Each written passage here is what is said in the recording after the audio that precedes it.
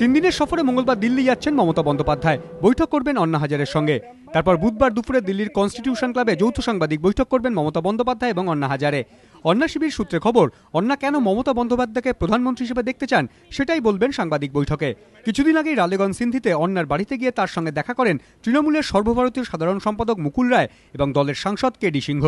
তারপর একাধিকবার প্রকাশ্যে মমতা বন্দ্যোপাধ্যায়ের সাধারণ জীবনযাপনের প্রশংসা করেছেন অন্না হাজারে। সোমবার ফের মুখ্যমন্ত্রীর প্রশংসা করেন অন্না। বলেন, দুর্নীতি দমন সহ 17 দফা দাবি নিয়ে দেশের সমস্ত মুখ্যমন্ত্রীকে চিঠি লিখেছেন তিনি, কিন্তু জবাব দিয়েছেন শুধুমাত্র মমতাই। मैंने हर पार्टी के लिए एक पत्र लिखा था, एक भी पार्टी ने मुझे जवाब नहीं दिया। एक ममता बनर्जी, उन्होंने मुझे जवाब दिया कि हम सत्ता में आने के बाद ये 17 पॉइंट अपनाने के लिए तैयार है। তৃণমূল নেত্রী ইতিমধ্যেই ঘোষণা করে দিয়েছেন এবার লোকসভা ভোটে রাজ্যের বাইরেও লড়বে তার দল।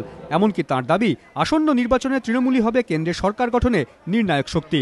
এদিন ফের সেই কথাই বলেন দলের সাংসদ সুদীপ বন্দ্যোপাধ্যায়ও। রাজনৈতিক মহলের ব্যাখ্যা, দুর্নীতির বিরুদ্ধে লড়াই করেই খ্যাতির চূড়ায় পৌঁছেছেন অন্না হাজারে। এই পরিস্থিতিতে লোকসভার মহারণে রাজ্যের বাইরে সাফল্য পেতে অন্না হাজারেকেই তুরুপের তাস হিসেবে ব্যবহার করতে চাইছে তৃণমূল। বিজেন্দ্র সিংহ, এবিপি আনন্দ, নয়াদিল্লি।